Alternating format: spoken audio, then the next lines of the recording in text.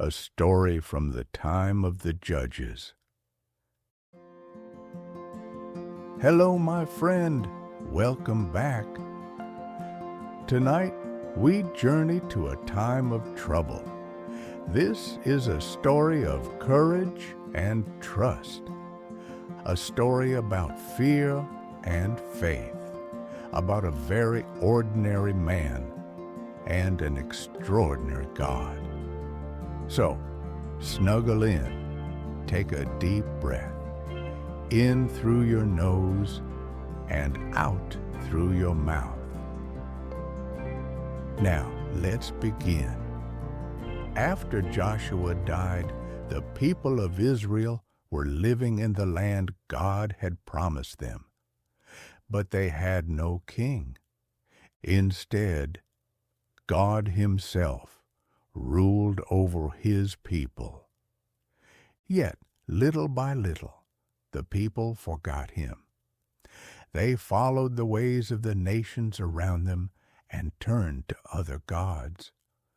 So God allowed trouble to come.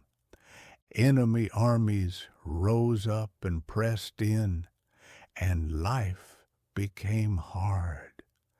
And when the people cried out in pain and fear, God listened.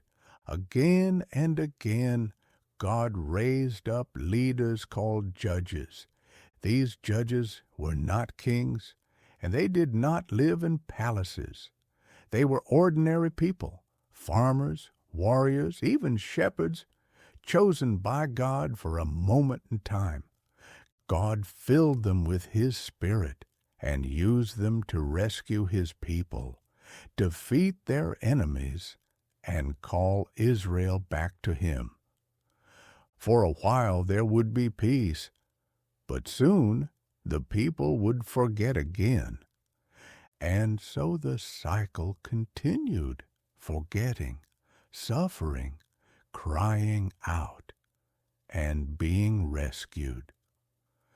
Through it all, God remained faithful, even when His people were not. And it was during one of these hard times that our story truly begins. A powerful enemy called the Midianites came into the land.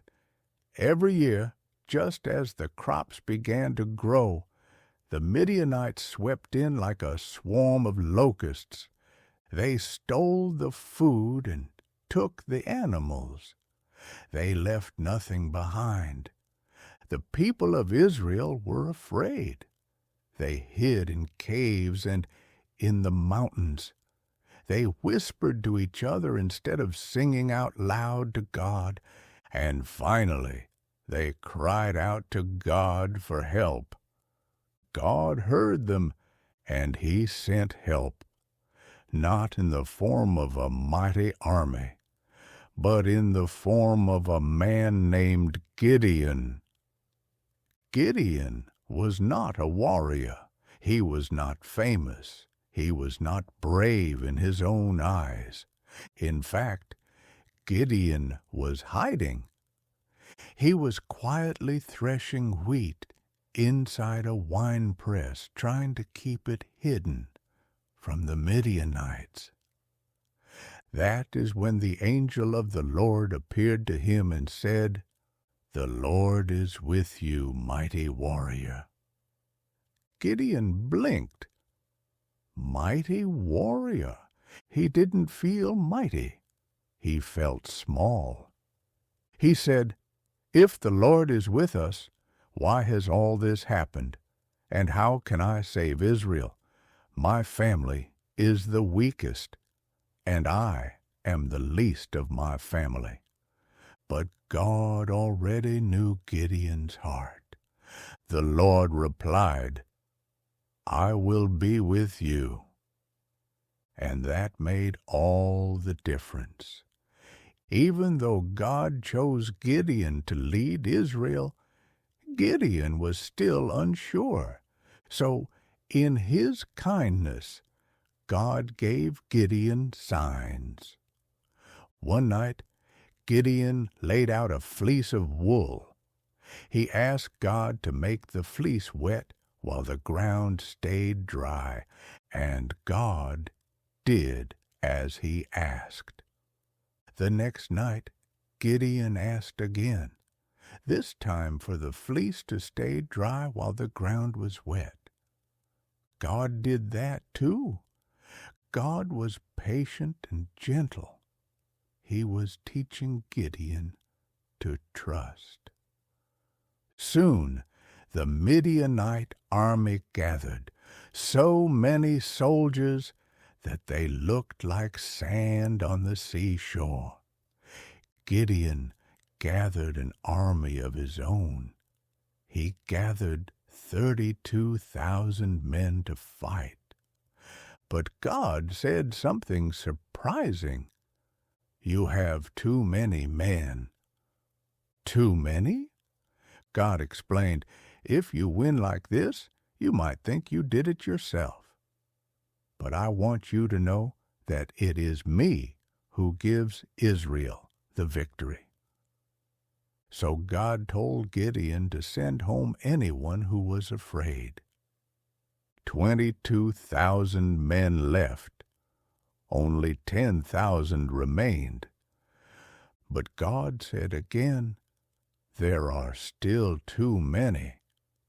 So he gave Gideon one last test.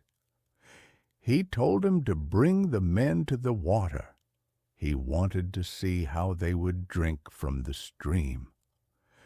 Some men drank carefully, watching their surroundings. Others dropped down and drank without looking around. God chose the ones who stayed alert. Only 300 men remained. 300 against an army that filled the valley. But God said, with these 300, I will save Israel.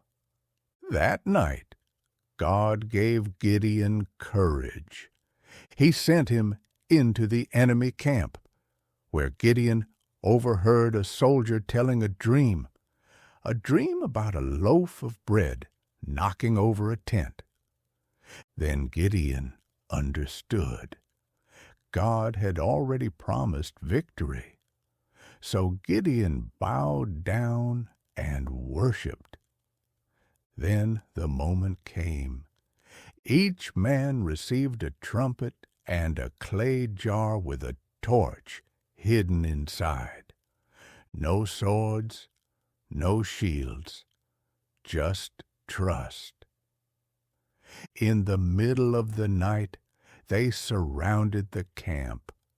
At Gideon's signal, they smashed the jars, raised the torches, blew the trumpets, and shouted, "For the Lord and for Gideon." The Midianites woke in terror. Confused and afraid, they turned on one another and fled. God had given Israel victory, not by strength, not by numbers, but by faith. Israel was free once again. And Gideon, the man who once hid in fear, had learned something true. God does not need us to be strong. He just asks us to trust. As someone once said, God does not need our ability. He needs our availability.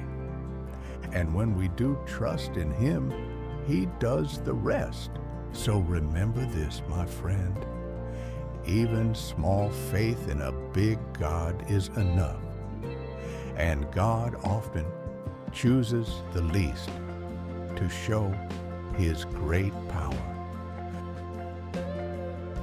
And now you know the true story. Until we meet again, sleep well and remember to trust God.